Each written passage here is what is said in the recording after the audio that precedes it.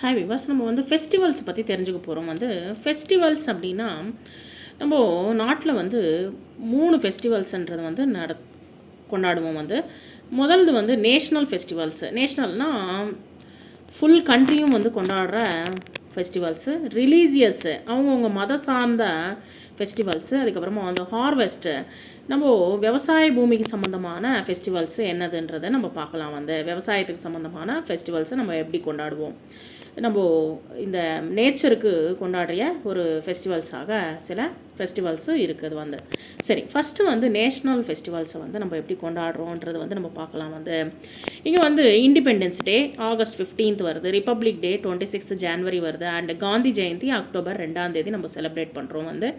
And religious பண்டிகை இது தீபாவளி. அவங்கவுங்க மத சார்ந்த பண்டிகைகளை கொண்டாடுறோம். தீபாவளி, ஈத் இந்த இஸ்லாமியர்கள்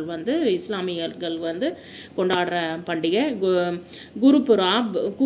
குருபூரப், தசரா, கிறிஸ்மஸ், கிரைஸ்தவர்கள் கொண்டாடுற பண்டிகை. கணேஷ் சதுர்த்தி, புத்த ஜெயந்தி, மகாவீர் ஜெயந்தி, ஜன்மாஷ்டமி, இது போல் பண்டிகைகள் கொண்டாடுறோம். அவங்கவுங்க மதங்கள் சம்பந்தமான பண்டிகைகள் கொண்டாடுறோம். ஹார்வெஸ்ட் பூமிக்கு சம்பந்தமான நம்மளுடைய விவசாய பூமிகளுக்கு சம்பந்தமான பண்டிகைகள் என்னென்னா பொங்கல், பிஹு, ஹோலி, பைசக்கி, ஓணம் அண்டு சோன், இது போல் பண்டிகைகள் கொண்டாடுறோம்.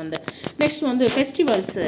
இங்கே a festival is a special day. Actually festival அப்படின்னா ஒரு ஸ்பெஷல் டே, ஒரு முக்கியமான நாளாக நம்ம கருதப்படுது. Or period of time set aside by a community to celebrate specific aspects of its religion traditions or culture. அவங்களுடைய கல்ச்சரை பிரதிபிம்பிக்கிறதுக்காகவும், இல்லை அவங்களுடைய மத சார்ந்த விஷயங்களுக்காகவும், இல்லை அவங்களோட ட்ரெடிஷ்னலை ஃபாலோ பண்ணுறதுக்காகவும் இந்த ஸ்பெஷல் ஒரு ஃபெஸ்டிவல்ன்றது நம்ம ஸ்பெஷல் டேவை நம்ம கொண்டாடப்படுறது.